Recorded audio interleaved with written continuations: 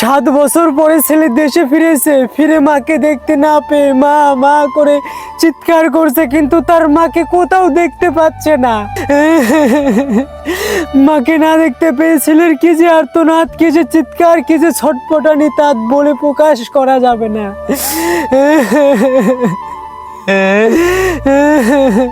মা দেখো, আমি এসেছি, 7 বছর পরে তোমার বুকে ফিরে এসেছি।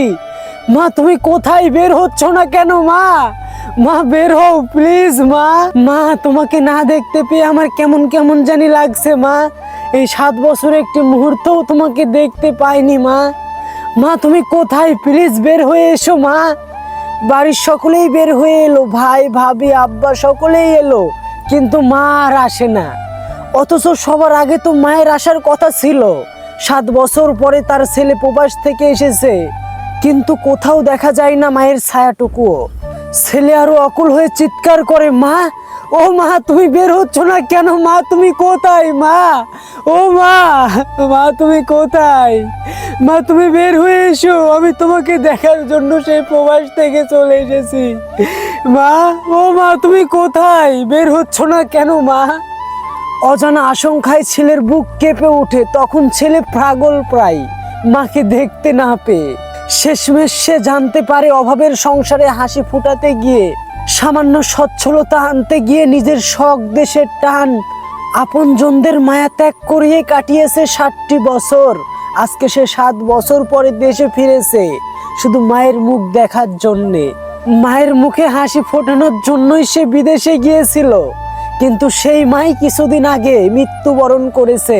প্রবাসী ছেলেটার উপরে যেন বাজ পড়লো, সে সেখানেই পড়ে গেল। এ কি শুনছে সে?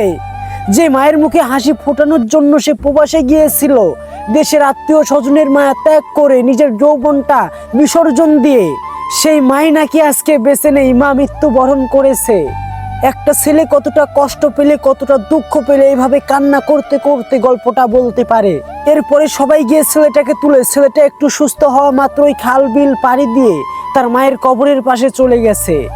সেখানে গিয়ে বলতে থাকে, মা ও মা মা মা দেখো আমি ফিরে এসেছি। মা আমি তোমার বুকে ফিরে এসেছি। মা কোথায় তুমি? মা আমাকে ছেড়ে কোথায় গেলে? মা ও মা মা একবার মা মা দেখো তোমার ছেলে তোমার বুকে ফিরে এসেছে। মা আমি প্রবাস থেকে ফিরে এসেছি। মা একবার দেখো। মা মা আমাকে কেউ জানায়নি। মা আমি তুমি মারা গেছো আমাকে কেউ একটা বারও বলেনি। মা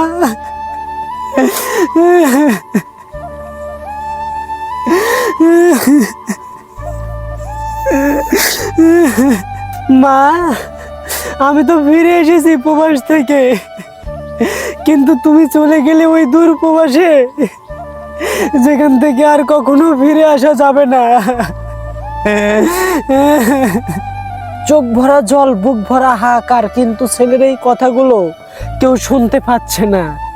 মা ছাড়া দুনিয়াটা শূন্যতায় ছুঁয়ে যায়। ভালো থাকুক পৃথিবীর সকল মায়েরা। এই গল্পটি আমার না, এই প্রবাসী ভাইটি পাঠিয়েছে। সে কান্না করতে করতেই আমাকে গল্পটি বলেছিল, তাই আমি তার মতন করেই তার দুঃখ কষ্টগুলোকে তুলে ধরলাম, আর সেই জন্যই আমাকে কাঁদতে হয়েছে। হ্যাঁ, মায়ের জন্য ছেলেরা পাগল, মাকে না দেখে ছেলেরা থাকতে পারে না, কিন্তু এই প্রবাসী ভাইটার ক্ষেত্রে একেবারেই ভিন্ন।